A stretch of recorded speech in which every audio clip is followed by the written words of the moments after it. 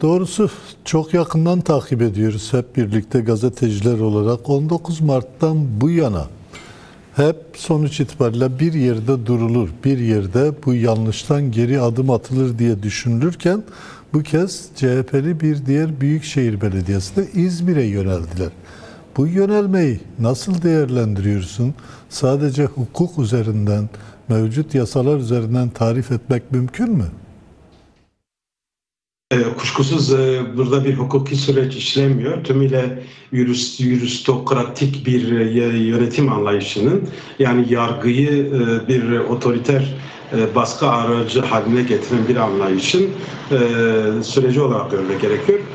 Yoksa hani hukuk ve benzeri şeyler bu işin sadece perdesi, paravanı olarak gelişiyor. Bunu bir konuşmak lazım.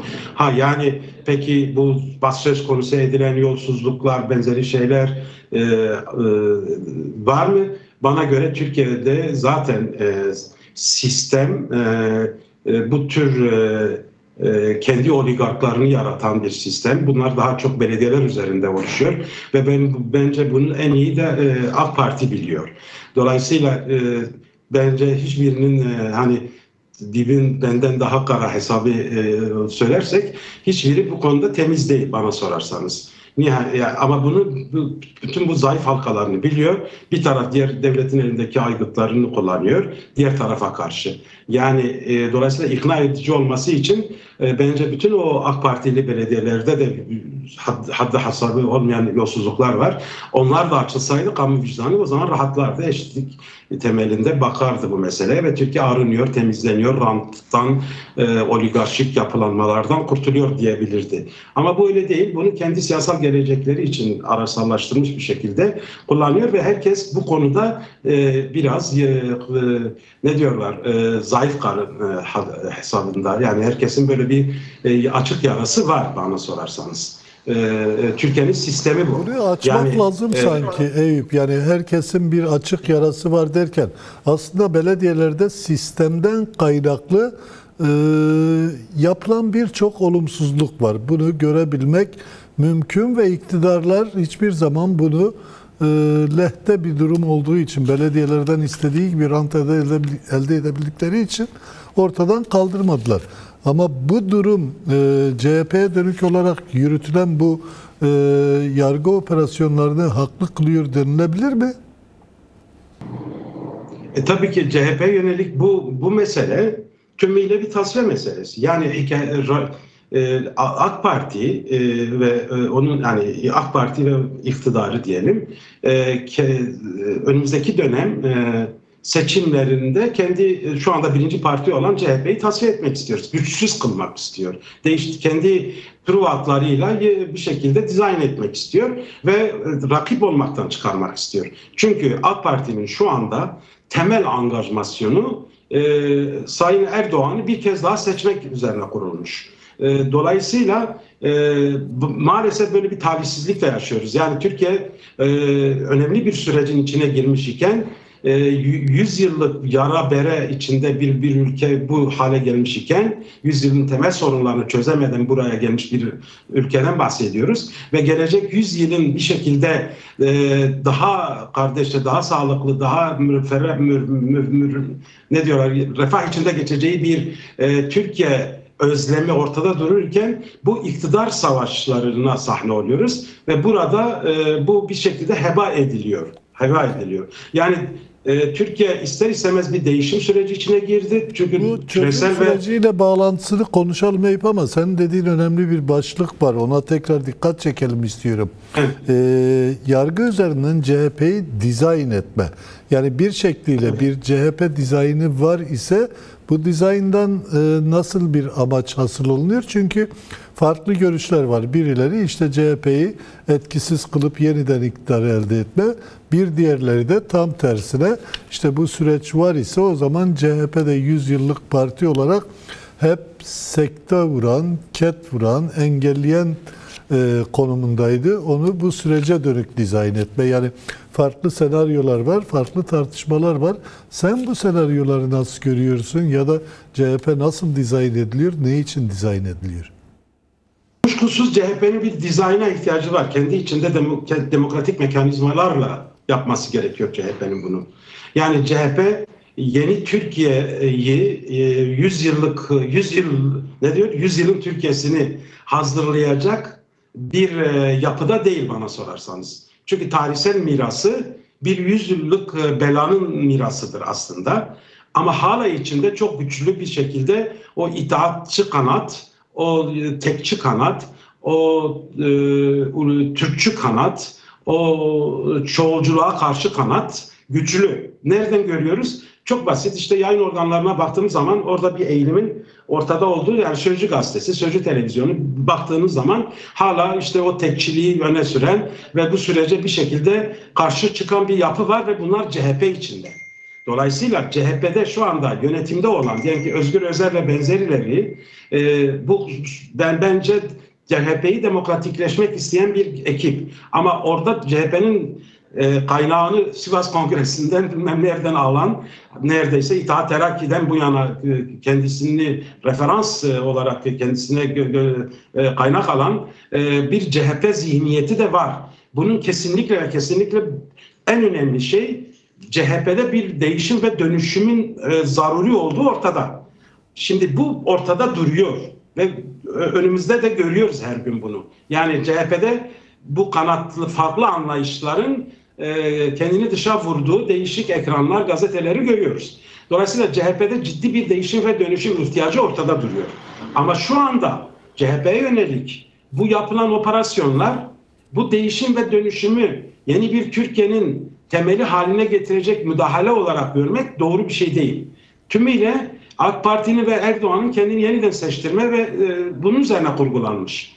Buradan bunu bir şekliyle gerekçelendiriyor. Yani işte daha çok Kürt kesimlerine ya CHP doğru bir yerden de gerekçesini kuruyor. Ya işte bak, CHP zaten bu Cumhuriyet'in kurucusu, bu yapının, bu rejimin kurucusu ve hala burada ciddi itirazlar var. O zaman yani bizim bu şeyimiz aslında kendimize yönelik bir çaba değil, Türkiye'nin geleceğine ve Kürt sorunun çözümüne yönelik bir çaba olarak lanse ediliyor. Deyim yerindeyse aba altında, el altında yaydırılmaya çalışılıyor. Ama bence niyet bu değil. Devletin böyle bir niyeti var ama bunun, bana sorarsanız, çünkü devlet artık 100 yıl önceki paradigmayla yürüyemeyeceğine karar vermiş. Bu görülüyor. 100 yıl önceki paradigmanın ana motorlarından biri de CHP. Bu da doğru. Ama bu değişim ve dönüşümü devletten çok CHP'nin kendi içinde yapması lazım. Çünkü nihayetinde demokratik bir mekanizmanın devlet olması lazım. Burada devletin gücünü, aygıtlarını, zor aygıtlarını kullanarak, işte en önemlisi devletin yargı aygıtını kullanıyor. Ve burada CHP'yi dizayn etmek bu amaç gibi gösterilse de el altında, yani çevrede böyle bir söylenti de yayıyorlar. Aslında istatistikler, anketler, araştırmalar şunu gösteriyor. CHP birinci parti durumunda, AK Parti giderek eriyor. İşte CHP adayları Cumhurbaşkanlığı seçiminde Erdoğan'dan daha fazla oy alma ihtimali üzerine konuşuyor. Dolayısıyla burada Türkiye'nin geleceği bir yeni CHP dizaynından çok, ki bu zaten bu da doğru olmaz. Yani devlet eliyle dizayn etmek de demokratik bir şey değil. Bunu kendi içinde bırakmalıydılar ki CHP'de bu tartışmalar vardı. Tümüyle kendini geleceğine endekslemiş. Bu da tabii ki Türkiye'nin ihtiyacı olan ve devlet açısından da bence içine girdilen bu süreçte zorluklar çıkarıyor, yol kazalarına yol açıyor, inandırıcı ve ikna edici olmaktan çıkarıyor. Barış süreci, çözüm süreci, Kürtlerle yeni bir Türkiye'yi birlikte oluşturma, kardeşlik süreci, hukuksal süreç burada suistimal ediliyor. Peki tam şu da var, tam da bu dönemde biraz önce yanıtını verdiğin iki olasılığın dışında birileri de CHP'ye dönük bu tutum ile esasen devlet içerisinde çözümü istemeyenlerin ya da iktidar kanadında çözümü istemeyenlerin CHP üzerinden çözüm sürecini ya da çözüm tartışmalarını hedef aldığını ileri sürüyorlar. Bu da mümkün mü? Ya ben şu anda devletin hani derler ya asıl neyse onun ana akımında diyelim, devletin bir çözüme ve bir değişime kendini zorunlu hissettiği ortada. Yani bir sürü özelliğini şu anda örnekle söylemek mümkün. Yani devlet küresel ve bölgesel değişimlerin 100 yıl önceki kurulan düzenin, bölgesel düzenin yürüyemeyeceğini artık onlar da biliyorlar. Yeni bir düzen geliyor dünyaya. Küresel ve bölgesel bir düzen. Ve bunu fark eden, tabii ki bu devlet fark etti. Buradaki temel sorun da bu düzen, yeni Orta Doğu düzeni, dizaynı, işte en temel aktörlerden biri de Kürtlerdir ve Kürt meselesi, devlet bu anlamda Kürtlerle bir çözümün kapısını araladı. Bu devletin istediği bir çözüm. Ama bu Kürt toplumuyla devlet arasında bir müzakere ve mücadele konusu olacak. Devlette bence burada bir sıkıntı yok. Bence AK Parti de çözümden yanadır. Çünkü geleneksel olarak terakkiperverden bu yana, yani bu iki partinin hep savaşına ve mücadelesine tanıklık ettik ya. Yani ikisi de bir şekilde tarihsel gelenekleri olan iki hareket. Yani AK Parti'yi terakkiperver geleneğine, hatta şeye kadar götürebiliriz. Prens Sabahattin geleneğine kadar, serbestliğe kadar götürebiliriz belki ondan sonraki anlayışlara. CHP'de bildiğimiz İttihat Terakki'den bugüne gelen bir CHP gerçeği var. Bu ikisinin tarihsel olarak Türkiye tarihinde 100 yıldır bir mücadelesi var bunların. Bence iki taraftan çözüme en yakın taraf bu terakkiperver kanadıdır, geleneğidir. Yani tarihsel olarak da bunu biliyoruz, görüyoruz. Ama öyle bir yere geldik ki bu iki kanat da kirlendi, yozlaştı, oligarklaştı. Yani böyle bir durum var. Dolayısıyla şu anda devletin asıl derdi ülkenin geleceği iken bu iki partinin derdi kendi gelecekleri olmuş. Burada da sıkıntı var. Burada da önemli bir sıkıntı var. Dolayısıyla bana sorarsanız. Yani iki parti, biri zaten kendine dair bir özel rejim kurdu. Yani AK Parti bir özel rejime doğru götürüyor. Ama ikisinin de temel özelliği şu anda, yani her ne kadar muhalefetteyken demokrat olan AK Parti geleneği, daha önceki partiler de dahil olmak üzere terakkipervere kadar götür bu meseleyi. Refah Partisi'ne, Saadet Partisi'ne, oradan AK Parti'ye kadar getir. Dolayısıyla muhalefetteyken demokratik ve adil merkeziyetçi olan bu anlayış, iktidar organlarıyla buluştuğunda, ki Demokrat Parti'de de bunu gördük, giderek otoriterleşiyor. Otokratik yönetimlere hemen sarılıyorlar. Aslında şu anda Türkiye'yi değiştirecek iki temel akım olan, yani Türkiye Cumhuriyeti'nin tarihinde bahsediyorum, iki temel akım olan bu liberal akım ile cumhuriyetçi akım, ikisi de otokratiktir. Şu anda görünen o. Biri otokratizmden kurtulması gerekiyor, CHP'nin. AK Parti de o demokratik söylemine tekrar geri dönmesi gerekiyor. Otokrasiye başvurmaması gerekiyor. Ama çok iyi biliyoruz ki son 10 yıldır AK Parti otokratik bir sistem kurdu Türkiye'de. Bir rejim kurdu. Evet. Hatta çok daha özel bir rejim. Yani artık dolayısıyla devlet, bana sorarsanız en zor durumda olan şu anda devletin o işte bürokrasisidir, sivil ve askeri bürokrasisidir, işte MİT'idir, ordusudur, neyse işte, yani devlet dediğimiz şey neyse, bürokrasi, yani öyle tarif edelim, siviliyle, askeriyle, diğeriyle. Devlet denilen mekanizma, bana sorarsanız, kurum, şu anda en zor durumda olan odur bana sorarsanız. Peki yani, bu başlıkla ilgili şunu da sorayım Eyüp istersen.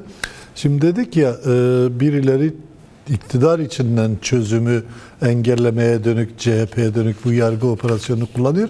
Ama dikkat çekici bir kesim, özellikle İttihat Terakki'den gelen CHP içerisindeki ulusalcılar da tam aksine bu operasyonlar üzerinden Kürtlere, Kürt meselesine, DEM Parti'ye, çözüm sürecine saldırarak bir politika oluşturuyorlar. Onların oluşturduğu politikayı nasıl yorumluyorsun? Bu aynı zamanda işte, kendi ayaklarına sıkmak anlamına da gelmiyor mu? Yani şu anda o kadar toz duman var ki, yani işte Türkiye'de ciddi bir demokratikleşme hamlesi. Ya Türkiye Cumhuriyeti değişmek zorunda. Bu net. Dünyadaki yani küresel koşullar, bölgesel koşullar, toplumun bizatihi kendi ihtiyacı, bu Türkiye toplumunun bizatihi kendi ihtiyacı olan değişim ihtiyacı ortada duruyor. Şimdi bu değişimin aktörlerinin problemi var. Onların değişmesi sorunu var. İktidar sorunu var. Bak CHP kendi içinde iktidar bloklarına bölünüyor ve AK Parti bunu çok iyi kullanıyor. Bahçeli çok enteresan bir konuşma yaptı. Dün mü evvelsi gün işte grup toplantısında kartel düzeni dedi. Yani menfaat gruplarının bir araya gelip sonra bir kartelleşme sürecinden bahsetti. Ve sonra bunların birbirlerine düşmesi. Bunu AKP çok iyi yönetiyor. Şu anda AK Parti CHP'deki bu kartel yapıyı, o menfaat gruplarını çok iyi yönetiyor. Şimdi mesela bazı sembolik isimler var. Diyelim ki Tunç Soyer, demokrat kişiliğiyle bilinen, aslında Seferihisar'ı değil mi? Evet. Belediye başkanı iken, o ilçenin adı öyleydi galiba, şimdi öyle hatırlıyorum, İzmir'in ilçesi. Diyarbakır'la kardeş şehir olmuşlardı, oradan hatırlıyorum mesela. Yani hep bir ilgisi var Kürt meselesine, Kürtlerin demokratik taleplerine. Kendisi de demokrat bir insan bana göre. Yani yakinen de tanıyorum biraz. Mesela ona yönelik bu operasyonun biraz daha farklı bir anlamı var gibi geliyor bana. Yani çünkü Tunç Soyer'e kadar genişletilen bu operasyon olası CHP içinde Kürtlerin bir aday olma ihtimali içinde Kürtlerin destekleyebileceği bir ismin önünü kesme çabası. Çünkü bu operasyonlar yapılırken hep Kürt seçmeninin CHP'le bir şekilde ittifakının önüne geçmek. Kent uzlaşısından şimdiye kadar işte en son şeye kadar geldi. Tunç Soyer'e. Yani operasyonun bir amacı da bak ben bunlarla mücadele ediyorum. Kürtler sen ol. Bu sürece dahil olma. Çünkü Kürtler olmadan şu anda, Kürt oyu olmadan, Kürt seçmeni olmadan, Kürt iradesi olmadan hiç kimsenin bu cumhuriyetin başına geçip Cumhurbaşkanı olma şansı da yok. Evet. Bütün bu dizaynlar bir şekilde bu oyun kurucular böyle bir oyun kurmuşlar. CHP'yi ve CHP'nin içini de çok iyi bildikleri için, çünkü CHP de bir koalisyon, CHP'de dönüşmek isteyenlerle eskiler, dönüşmek istemeyenler, tekçiler, demokratlarla, otokratlar, yani ırkçılar, bütün bunlar hepsi bir akıl içinde. Ve bunların hepsine bir çomak sokuluyor ve kendine göre CHP'yi bir şekilde rakip olmaktan çıkarıyor. Şimdi acı olan şu, yani hakikaten birinin 5 yıllık geleceği için bir ülkenin gelecek 100 yılı heba edilmeye çalışılıyor. Acı olan bu. Yani şu anda bana sorarsanız AK Parti'den çok CHP'nin kendini değiştirmesi gerek. Ama kendi iç dinamikleriyle bunu yapması lazım. Şu anda diyelim ki hadi devletin imkanlarıyla da CHP'ye dayatılmış bir, nasıl olsa CHP Devlet Partisi ya, kurucusu falan filan Cumhuriyet'in. O zaman tamam, CHP'ye bir dizayn yapılıyor. Ne güzel, demokratik yöndeyse sorun yok. Ama bu şu anda böyle bir amaç taşımıyor bu dizayn. Bu dizayn onu rakip olmaktan çıkarıp kendi 5 yıllık iktidar mücadelelerine araç haline getirilmiş. Bu da sürece aynı zamanda ciddi bir zarar verecek tablo. Sürecin ruhuna aykırı bir şey. Yani bana sorarsanız öyle bir yerde ki Türkiye şu anda, öyle bir yerde ki Kürt hareketi kendi değişim ve dönüşümünü başlattı. Ve diğer her taraf, AK Parti'de, CHP'de, yani bu iki aktörü konuşuyoruz ki önemli iki aktör. Bu iki aktör şu anda bu Kürt toplum hareketinin, Kürt iradesinin değişim ve dönüşümüne ayak uyduracak bir değişim ve dönüşüm sergilemiyorlar. Öyle bir perspektife, öyle bir öngörüye sahip değiller. Öyle bir politik projeye sahip değiller. Çünkü bu ikisinin de değişip dönüşmesi gerekiyor. Bu iki gücün de. Evet. Yani birinin otokrasiden vazgeçmesi lazım. Diğerinin de otokratik ve oligarşik yapısından kurtulması gerekiyor CHP'nin de. Peki. Bütün bunlar demokratik Türkiye'nin aktörlerinin demokratlaşmasını zorunlu kılıyor. Ve şu anda bu mücadeleyi belki diyorum, hani böyle iyimser bir bakış açısıyla bakarsak bütün bu mücadele aslında Pandora'nın kutusunun açılması mücadelesidir. Yani hani tencere dibin kara, seninki benden daha kara hikayesidir ve bunu toplum çok iyi görüyor. Bence ilk kez bunlar çok iyi anlatılırsa topluma, bu Türkiye toplumuna.